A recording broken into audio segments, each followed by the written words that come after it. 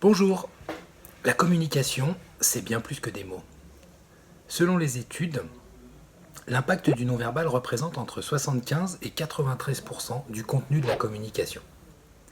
L'objectif des exercices, des entraînements que je vous propose aujourd'hui est de créer les conditions pour une prise de parole réussie en maîtrisant au mieux ce sur quoi vous pouvez agir, c'est-à-dire vous et vos émotions.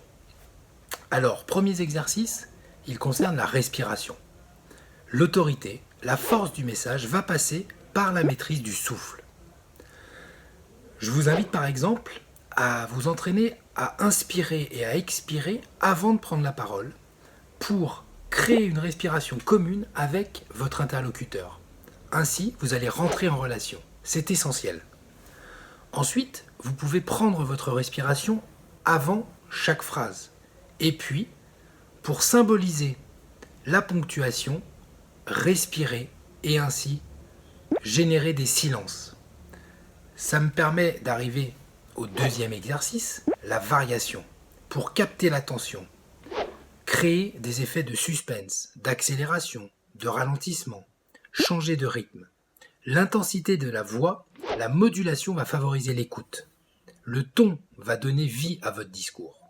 Et ne l'oubliez surtout pas, le silence est votre meilleur ami. Troisième exercice, le regard. Parfois, c'est très compliqué, notamment sur un entretien en face à face, d'avoir un regard mobile, un regard vivant, un regard à travers lequel vous allez pouvoir faire passer à votre interlocuteur la force de vos messages, la force de votre motivation. Dernière typologie d'exercice, c'est l'échauffement, pour évacuer le trac. Je vous invite à faire par exemple quelques étirements de la colonne vertébrale, à faire des exercices pour détendre votre nuque et enfin des bâillements. Vous pouvez également travailler sur des exercices de respiration abdominale profonde. Pour ça, il existe énormément d'applications sur Internet. Et enfin, des exercices de diction.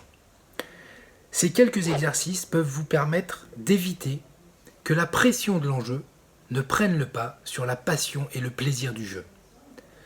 Quand j'étais petit, je ne comprenais pas pourquoi mon oncle, musicien, clarinettiste dans un orchestre, commençait chacune de ses séquences de travail par 20 à 25 minutes de gamme. Il faisait ses gammes, sans arrêt. Aujourd'hui, pour moi, c'est une évidence. Parce qu'en effet, je pense que les virtuoses maîtrisent avant tout une multitude de petits gestes. Et c'est uniquement grâce à ça qu'ils prennent du plaisir en concert. Très bonne journée.